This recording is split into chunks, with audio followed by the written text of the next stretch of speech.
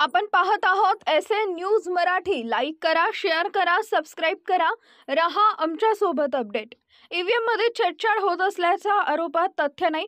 तसं होत असतं तर मी सुद्धा काहीतर कुटाणा करून निवडून आलो असतो, असं गमतीशीर विधान माजी आमदार शहाजीबापू पाटील यांनी केलंय।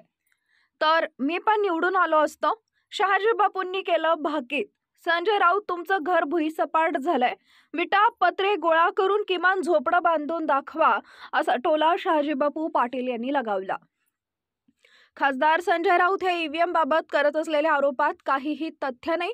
संजय राऊत तुमचं घर भुईसपाट झालंय, विटा पत्रे गोळा करून किमान झोपडं बांधून दाखवा, असा टोला शहाजीबापू पाटील यांनी लगावला।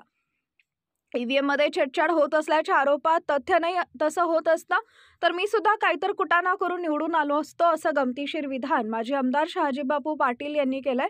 ते एका वृत्तवाहिनीशी बोलत होते।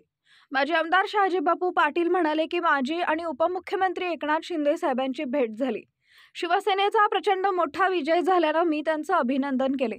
शिंदे साहेबांनी मला पक्षाच्या कामाची जबाबदारी दिली आहे। मी त्या दिवसापासूनच पक्ष संघटन वाढवण्याची जबाबदारी स्वीकारून कामालाही सुरुवात केली आहे। खासदार संजय राऊत हे ईव्हीएम बाबतीत करत असलेल्या आरोपात काहीही तथ्य नाही। संजय राऊत तुमचं घर भुईसपाट झालेलं आहे, विटा पत्रे गोळा करून किमान झोपडं बांधून दाखवा, असा टोला शहाजीबापू पाटील यांनी लगावला। ईव्हीएम मशीन भारतात पहिल्यांदा काँग्रेसचे सरकार असतानाच आली। काँग्रेसनं प्रथम देशाची माफी मागावी आणि नंतर ईव्हीएम मध्ये छेडछाड करता येतं हे पुराव्यासहित सिद्ध करून दाखवावं। ते त्यांच्याकडून शक्य नाही। पराभव स्वीकारण्याची त्यांची मानसिकता नसल्यानं ते पराभवाचं खापर ईव्हीएमवर फोडत आहेत। ईव्हीएम मशीनमध्ये छेडछाड करणं अजिबात शक्य नाही।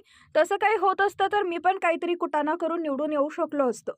ईव्हीएम विरोधातील आंदोलनात राहुल गांधी यांना आणून स्वतःची प्रतिमा सुधारण्याचा प्रयत्न शरद पवार करत आहेत। महाविकास आघाडीचा नामुष्कीजनक पराभव झाल्यानं त्यांना तोंड दाखवायला जागा उरली नाही। कोणत्या तोंडानं लोकांपुढे जायचं हा त्यांच्यापुढे प्रश्न आहे। त्यामुळे ते ईव्हीएमचं कारण सांगून जनतेची दिशाभूल करत आहेत, असा टोला शहाजीबापू पाटील यांनी लगावला।